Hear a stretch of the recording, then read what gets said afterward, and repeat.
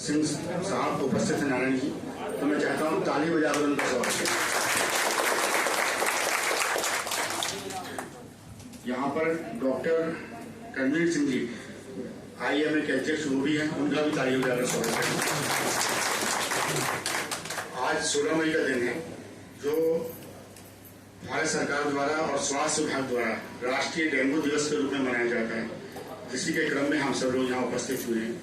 ये एक कार्यशाला का आयोजन किया गया जिसमें हमारे पास 2 रिसोर्स पर्सन एम्स से डॉक्टर अनंतम उपस्थित है। मैं उनसे आग्रह करूंगा कि वो मंच पर है। दूसरा निश्चित जावेद सर अपने स्थान ग्रहण करें। भारतीय संस्कृति में कोई भी कार्य पूजन से ही प्रारंभ किया जाता है, तो अग्नि देवता को साक्षी बनाते हुए मैं सर से निवेदन करूंगा कृपया दीप प्रज्वलित कर कार्यशाला का शुभारंभ करने का कष्ट करें। CM साहब आप सब भी आमंत्रित हैं।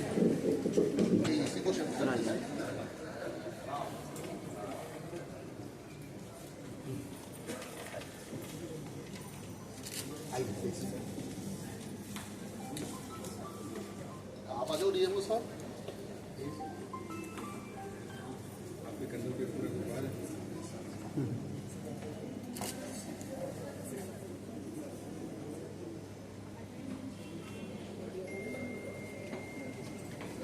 एक बच्ची मुकदमे संतोष भार्गव से अनुरोध करूंगा कि वो CMO साहब का स्वागत करें।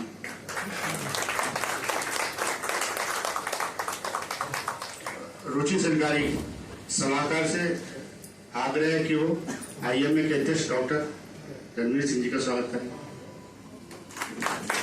करुणा मैडम जो प्रभारी मलेरिया निरीक्षक हैं, उनसे आग्रह है कि वो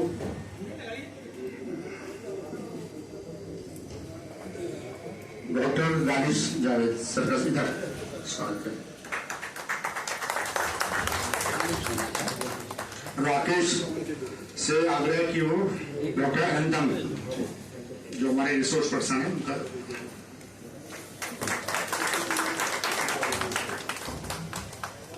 धन्यवाद। स्वागत की विदा के बाद मैं संक्षिप्त में ये बताना चाहूंगा कि आज ये कार्यशाला हम क्यों मना रहे हैं।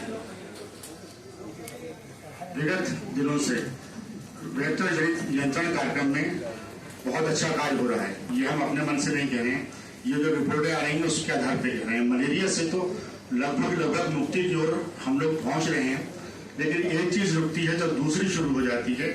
डेंगू इस समय भोपाल की मेजर स्वास्थ्य समस्या है।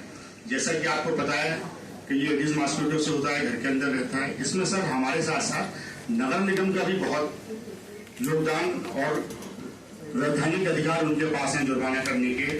तो एक चीज सर मैं और बताना चाहता हूं कि पूरे मध्य प्रदेश में जो कोऑर्डिनेशन स्वास्थ्य विभाग और नगर निगम का भोपाल में है वो कहीं नहीं है। मैं सही कह रहा हूं? नगर निगम वाले बताएं, स्वास्थ्य विभाग वाले बताएं। ये एक हमने व्हाट्सएप ग्रुप बनाया है, उसमें जहां से भी खबर मिलती है डेंगू केसेस जब निकलते हैं तो हम लोग त्वरित कार्रवाई करते हुए वहां पर स्वास्थ्य विभाग का भी अमला पहुंचता है। बाहर नगर निगम के द्वारा फॉगिंग होती है और अंदर जो प्रोटोकॉल के हिसाब से है वो स्वास्थ्य विभाग की टीम के द्वारा किया जाता है। तो ये सहयोग सर इस साल और भी सुदृढ़ रहे और भी अच्छा रहे इसी की दिशा में। और डेंगू में क्या क्या एस्पेक्ट हैं, क्या क्या हमें करना है, ये हमारे जो विशेषज्ञ हैं उनके द्वारा ही हम सुनेंगे। अब मैं CMO मुख्य चिकित्सा अधिकारी डॉक्टर प्रभाकर तिवारी साहब जो हमारे मार्गदर्शक हैं और प्रेरणा स्रोत हैं, उनसे निवेदन करूंगा कि वो प्रकाश डालें। Thank you Dubey ji. और इस कार्यशाला में सभी पधारे हुए लोगों का मैं स्वागत करता हूं और साथ में हमारे बीच में आज नगर निगम के commissioner senior officials Hareen Narayan sir हैं। हरीन नारायण सर न सिर्फ नगर निगम के में आने से बल्कि उसके पहले से हमेशा हमारे साथ काम करते रहे और हमेशा उनका गाइडेंस हमको मिलता रहा है। तो हमारे लिए ये एक बहुत ही सौभाग्य की बात है कि सर डिस्ट्रिक्ट एडमिनिस्ट्रेशन से यहाँ पर आए हैं, तो हमारे लिए जो कोऑर्डिनेशन का काम है वो और अधिक आसान हो जाएगा। जैसा कि अभी दुबे जी ने बताया कि नगर निगम के साथ हमारा कोऑर्डिनेशन हमेशा से बहुत अच्छा रहा है। चाहे वो वेक्टर बॉर्न डिजीजेस की बात हो, चाहे कोई और भी बात हो। न केवल वेक्टर बॉर्न डिजीजेस के कंट्रोल में, बल्कि संजीवनी क्लिनिक्स में नगर निगम हमें बना कर दे रहा है। और जैसे ही अभी आचार संहिता खत्म हो जाएगी, हम सर के गाइडेंस में, सर के सहयोग से बहुत सारे संजीवनी क्लिनिक्स का एक साथ लोकार्पण भी करेंगे। तो मैं यहाँ पर सर को स्वागत भी करता हूँ, साथ में धन्यवाद देता हूँ कि उन्होंने हमें अपने परिसर में ये करने की अनुमति दी, और साथ में उनकी प्रेजेंस। सबसे बड़ी बात है कि अगर लीडर यहाँ पे प्रेजेंट रहते हैं तो निश्चित तौर पर उनकी टीम भी जो है और ज्यादा अच्छी तरह से काम करती है। रही बात वेक्टर बॉर्न डिजीजेस की, तो जैसे दुबे जी ने बताया कि वेक्टर बॉर्न डिजीजेस में अगर हम देखें, मलेरिया, डेंगू, चिकनगुनिया, जीका, ये सारे के सारे वेक्टर बॉर्न डिजीजेस है, और इनके मैक्सिमम के जो वेक्टर्स हैं वो मच्छर हैं। अगर हम देखें तो जो मलेरिया है वो आजकल जो ट्राइबल एरिया जहाँ पर फॉरेस्ट बहुत ज्यादा है, उस एरिया में सीमित रह गया है। अर्बन एरिया में डेंगू लगातार एक हमारे लिए चुनौती बनता रहा है। पिछले दिनों में भी, पिछले सालों में हमने देखा है कई बार डेंगू से डेथ भी रिपोर्ट हुई थी। लकीली पिछले साल हमारे यहाँ पर नंबर ऑफ टेस्ट ऑलमोस्ट 3 गुना हो गए। उसके बाद भी जो हमारे मरीज हैं वो रिलेटिवली उतने ही बने रहे, और साथ में कोई भी डेथ पिछले 2 साल में डेंगू से यहाँ पर भोपाल में नहीं हुई। ये हमारे लिए एक तरफ जहाँ प्रसन्नता की बात है, वहीं साथ में ये दिक्कत की बात है कि चाहे कोई भी व्यक्ति डेंगू से पीड़ित होता है तो उतने समय के लिए वो अपने काम से दूर हो जाता है, और उतने मानव दिवसों का हमारे यहाँ नुकसान होता है। तो डेंगू जो है उसकी ये एक और मुख्य बात ये है कि उसका जो मच्छर है वो इनसाइड ब्रीडर रहता है, यानी कि अधिकतर जो उसके सोर्सेज रहते हैं वो हमारे घरों में, हमारे आसपास ही रहते हैं, जिसमें कि पर्सनल जो एफर्ट्स हैं उनका ज्यादा रोल रहता है, लोगों में जागरूकता फैलाने का ज्यादा रोल रहता है। और नगर निगम इस मामले में चाहे बात जागरूकता फैलाने की हो, और जैसे कि कहते हैं कि भय बिन होय न प्रीत, तो जब तक जुर्माना होता है तो निश्चित तौर पर आसपास के उस लाइन के सभी लोगों को ये समझ में आता है कि अगर हम ये नहीं करेंगे तो प्रशासन हमसे जबरदस्ती करवाएगा।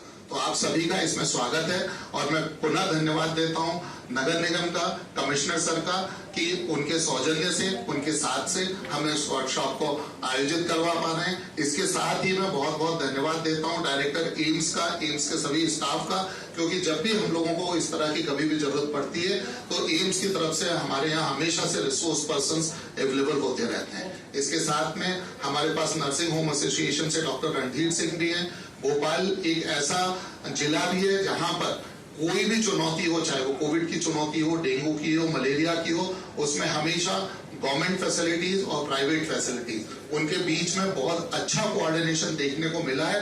और अगर एक सिंगल डेंगू केस भी होता है तो उसकी रिपोर्ट हमें तुरंत मिल जाती है, और हम उस केस के आसपास की जगह पर अपनी इफेक्टिव कंट्रोलिंग एक्टिविटी कर पाते हैं। तो मैं सभी का, एम्स से पधारे हुए हमारे दोनों रिसोर्स पर्संस का, हमारे नर्सिंग होम एसोसिएशन से डॉक्टर रणधीर सिंह सर का, और नगर निगम और दूसरे अस्पतालों से उपस्थित सभी स्टाफ का स्वागत करता हूं, धन्यवाद देता हूं। Thank you.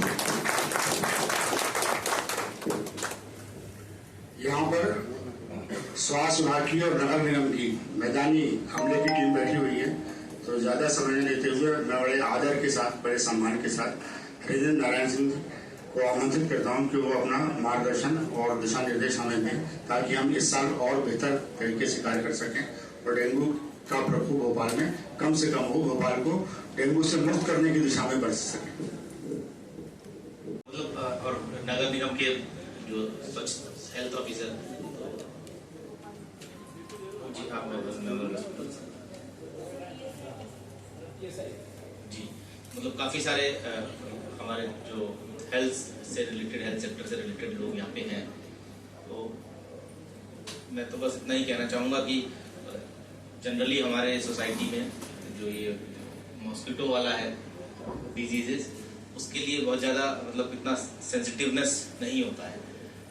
जनरली मतलब देखा जाता है कि लोग घर में भी मॉस्किटो जैसे होते हैं तो इग्नोर कर देते हैं कि ठीक है 2-4 मॉस्किटो अगर हैं तो उससे क्या फ़र्क पड़ता है, लेकिन वो बहुत ही कुछ लोगों के लिए ट्रॉमेटिक हो सकता है अगर उससे किसी को डेंगू हो जाए।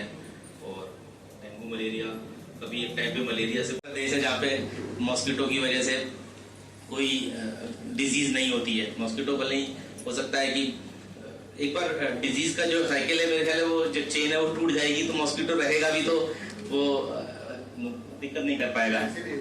प्रोग्राम चल रहा है। हाँ, मतलब वो मैं जब ट्रेनिंग में था तो मैं एक बार एक मॉस्किटो का वहाँ पे रिसर्च होता था, पुणे या कोई ऐसी जगह थी, नहीं पुणे नहीं शायद नागपुर में थी। तो मैं ट्रेनिंग में गया था तो मैंने देखा कि वहाँ पे उन्होंने काफी सारे मॉस्किटोज को अलग अलग तरह के मॉस्किटोज को ब्रीड कर रहे थे। तो उसमें उन्होंने बताया कि आजकल ऐसा भी हो गया है कि वो जैसे एक्सट्राइजेशन होता है तो मॉस्किटोज में भी कुछ ऐसा बैक्टीरिया कुछ ऐसा डाल देते हैं कि वो फिर वो रिप्रोडक्शन उसका नहीं हो पाता है। तो मुझे बड़ा अच्छा लगा कि मे बी कि कभी ऐसा होगा।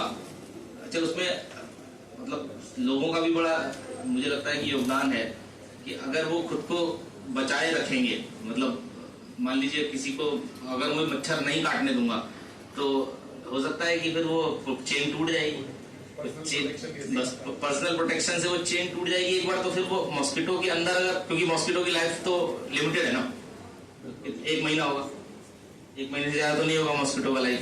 तो अगर वो 1 महीने के लिए मान लीजिए अगर कोई वो पूरे 1 महीने के पीरियड में किसी का अगर इन्फेक्ट नहीं कर पाया तो फिर वो मेरे ख्याल अगले को नहीं कर पाएगा। मैं ये सब सोचता रहता था।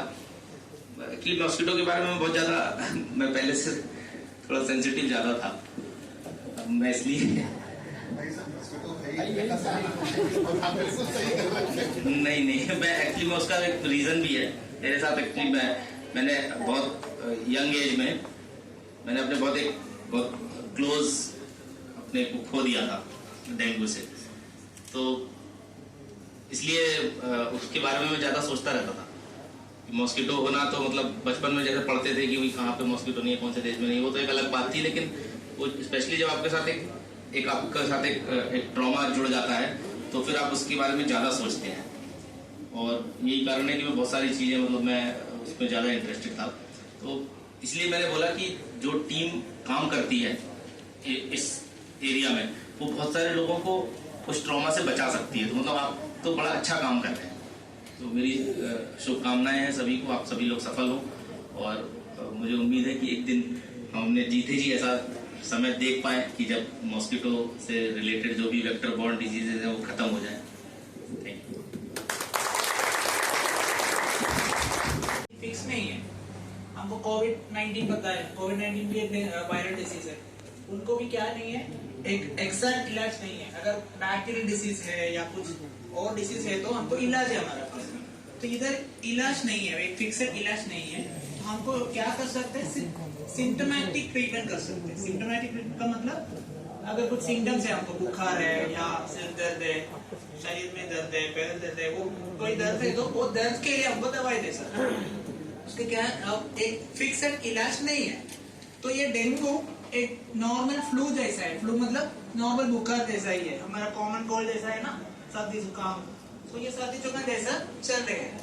तो ये 80% केसेस में ये डेंगू तो ऐसा ही है, फ्लू जैसा एक नॉर्मल डिसीज है। बट बाकी जो केसेस में उनको कुछ कॉम्प्लिकेशन हो सकता है। तो जो मेजर कॉम्प्लिकेशन है ब्लीडिंग आपको पता है ना, मतलब बहुत सारा ब्लीडिंग हो सकता है, हमारे अंदर से भी हो सकता है, बाहर से भी हो सकता है।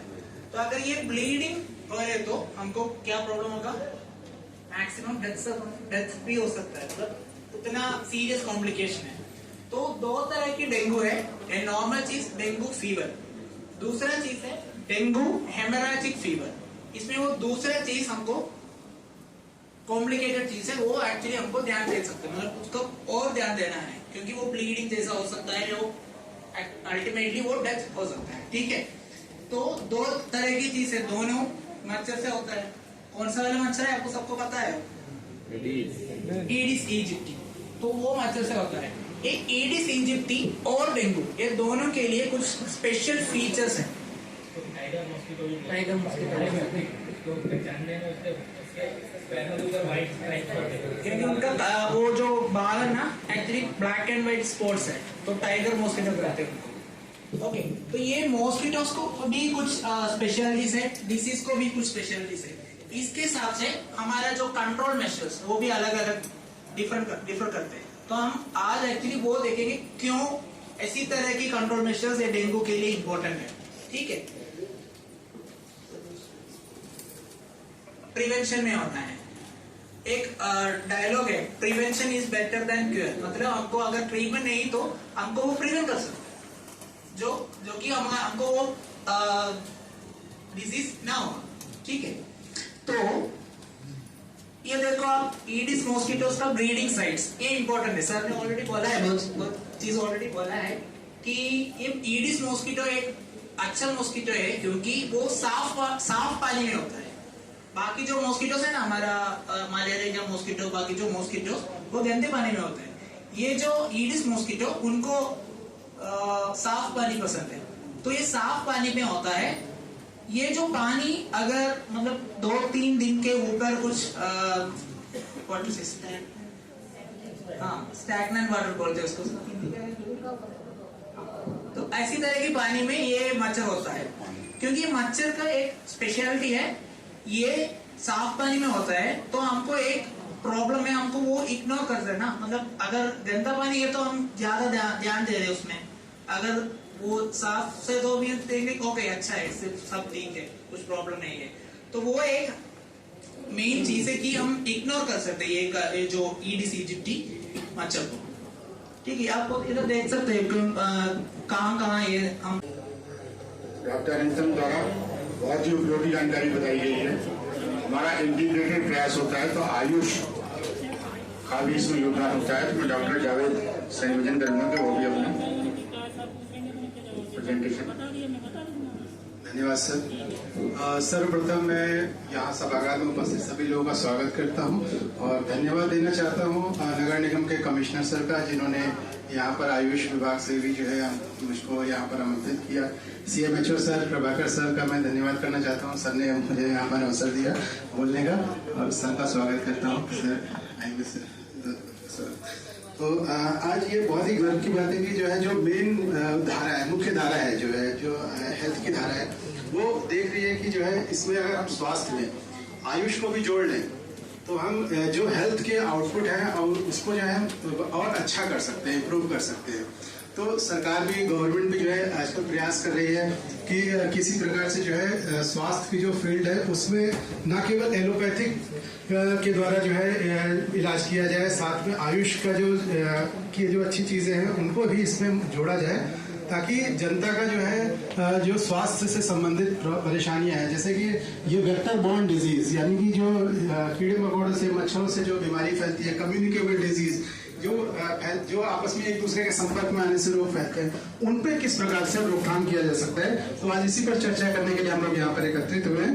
तो मैं आपको चैलेंज रहा है जिसकी वजह से मॉर्टेलिटी, मॉर्बिडिटी और इकोनॉमिक बर्डन्स बहुत ज्यादा सिग्निफिकेंट जो है वो पब्लिक हेल्थ में देखने को मिलता है। In the recent years, there have been growing interest in exploring the alternative health system, such as Ayurveda, to complement the modern medicine. Ayurveda, an ancient holistic system originating from the India, offers the unique perspective and therapeutic modalities that contribute to the understanding and management of vector-borne disease. तो ये India का अपना जो एक treasure है, यहाँ की एक ट्रीटमेंट की मॉडलिटी है। तो आयुर्वेदा को हम कह सकते हैं साइंस ऑफ लाइफ। आयु और वेद, आयु का मतलब होता है लाइफ, तो जो आयु मतलब जो लाइफ से संबंधित विज्ञान है, जो साइंस है, उसको जो है वो आयुर्वेद डील करता है। और ये जो है एक जो बैलेंस है हमारे बॉडी में, माइंड का और स्पिरिट का, तीनों की बात करता है आयुर्वेद। कहते हैं कि इन तीनों चीजों में बैलेंस होना चाहिए, सामंजस्य होना चाहिए, तभी जो है वो स्वस्थ हम रह सकते हैं। तो मोटो ऑफ द आयुर्वेद जो है वो क्या है? Illness to wellness, illness to wellness and wellness to happiness. मतलब वेलनेस पे आके रुकना नहीं है, वेलनेस के बाद फिर हैप्पीनेस पर जाना है हमको। It is not sufficient to just cure the disease, कि एक को इलाज कर दिया तो वो ठीक हो गया, तो यहीं पे जो है वो स्वस्थ नहीं है। स्वस्थ वो तब तक नहीं है जब तक वो हैप्पी नहीं है। यदि अभी हम लोग हैप्पीनेस इंडेक्स में गिर रहे हैं, तो हैप्पी अगर हम नहीं होंगे, हमारा माइंड, हमारा सोल, हमारी आत्मा प्रसन्न नहीं है, तो क्या होगा? हम जो है उसे पूर्णतः स्वास्थ्य की अवधारणा वहां पे हम नहीं कर सकते हैं। तो wellness paradigm requires the moving state of well-being further along with the continuum toward optimal emotional and mental state, that is towards the happiness. ठीक है, तो this process is actually a dynamic process, मतलब एक निरंतर चलने वाला प्रयास है. ऐसा नहीं है कि हमने अचीव कर लिया कि हम स्वस्थ हो गए और खत्म. ये एक कंटिन्यूअस प्रोसेस है ना, डायनेमिक प्रोसेस है. तो आयुर्वेद जो है उसका मूलभूत से वो कहता है कि आयु से हम दीर्घायु की तरफ जाएं, दीर्घायु से हम सुख आयु की तरफ जाएं और फिर सुख आयु से हितायु की तरफ जाएं. तो इस आयु को हम किस तरह से इंप्रूव कर सकते हैं, अपनी जो हमारी हेल्थ क्वालिटी है उसको हमें इंप्रूव करना है. तो आयुर्वेद का जो बेसिक सिद्धांत है, जो मेन उसका उद्देश्य है, वो कहता है कि स्वस्थ से स्वास्थ्य रक्षणम और आतुरत से विकार प्रशमनम. तो दो आयुर्वेद के उद्देश्य है. स्वस्थ से स्वास्थ्य रक्षण यानी कि स्वस्थ व्यक्ति के स्वास्थ्य की रक्षा, to preserve the health of healthy people. ताकि क्यों स्वास्थ्य की रक्षा करनी, ताकि वो अपना जो है वो जो हमारे चार जो हम कहे गए हैं मूलभूत सिद्धांत, धर्म अर्थ काम मोक्ष, ठीक है, आगे धर्म अर्थ काम मोक्ष आरोग्य मूल उत्तम. तो जिनके धर्म अर्थ काम मोक्ष के मूल में जो है वो आरोग्य है. अगर हम निरोगी नहीं है तो हम क्या होगा, हम इन चीजों को जो है वो भोग नहीं पाएंगे, धर्म पे भी नहीं चल पाएंगे, ठीक है, अर्थ भी नहीं कमा सकते, काम और मोक्ष की तरफ कामना भी नहीं कर सकते. और दूसरा उद्देश्य जो है वो treat the illness and diseases. तो जो आयुर्वेद का कॉन्सेप्ट है, ये वात पित्त और कफ के द्वारा जो है इसमें इसकी फिजियोलॉजी से जो है हम इसको आयुर्वेद को समझते हैं, जो कि मुख्य रूप से पंच महाभूत आकाश, वायु, अग्नि, जल और पृथ्वी, इनके सिद्धांतों पर जो है इसमें चिकित्सा करी जाती है. According to Ayurveda the imbalance between these doshas, इनमें जो इम्बैलेंस हो जाता है उनके कारण जो है वो बीमारियां पनपती हैं. और जो वेक्टर बॉर्न डिजीज है वो भी कहीं ना कहीं इसी प्रकार से जो है हमारे, क्योंकि आपने देखा, देखिए डेंगू फैलता है, भोपाल में डेंगू फैला तो ऐसा नहीं कि जितने भी लोग भोपाल में रहते हैं सबको डेंगू हो जाएगा, ठीक है, कुछ ही लोगों को होता है, कुछ लोगों को नहीं होता है. तो उसके जो मूल में जो चीज है वो हमारी अपनी इम्यून पावर है, इम्यूनिटी है. किसी को जो है वो मच्छर ने काटा और उसको डेंगू हो गया, और बहुत से लोगों को मच्छर काट रहे हैं लेकिन नहीं हो रहे, तो वो स्वस्थ हैं. तो उनका जो बैलेंस है दोष धातु का वो बिल्कुल सामंजस्य है. तो उनके उसके कारण जो उनकी इम्यूनिटी स्ट्रांग है. तो अब हम देखेंगे कि वेक्टर बॉर्न डिजीज जैसे मलेरिया है, डेंगू है, जीका वायरस है, ये सब जितने भी पैथोजन है वो मच्छरों के काटने से.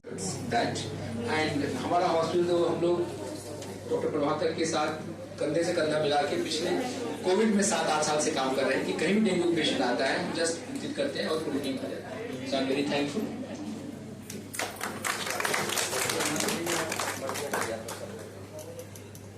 Thank you sir. और अब कार्यक्रम को आगे बढ़ाते हुए हमारे बीच में जो IMA के अध्यक्ष महोदय हैं, मैं उनको स्मृति चिन्ह भेंट करने के लिए CMO साहब डॉक्टर तिवारी साहब से आग्रह करूंगा ताकि इस कार्यशाला की याद स्मृति के रूप में आपके पास सुरक्षित रहे.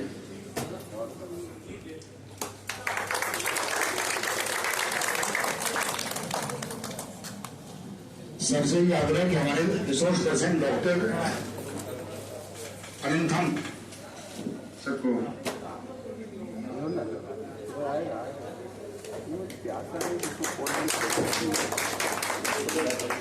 और डॉक्टर जावेद सर,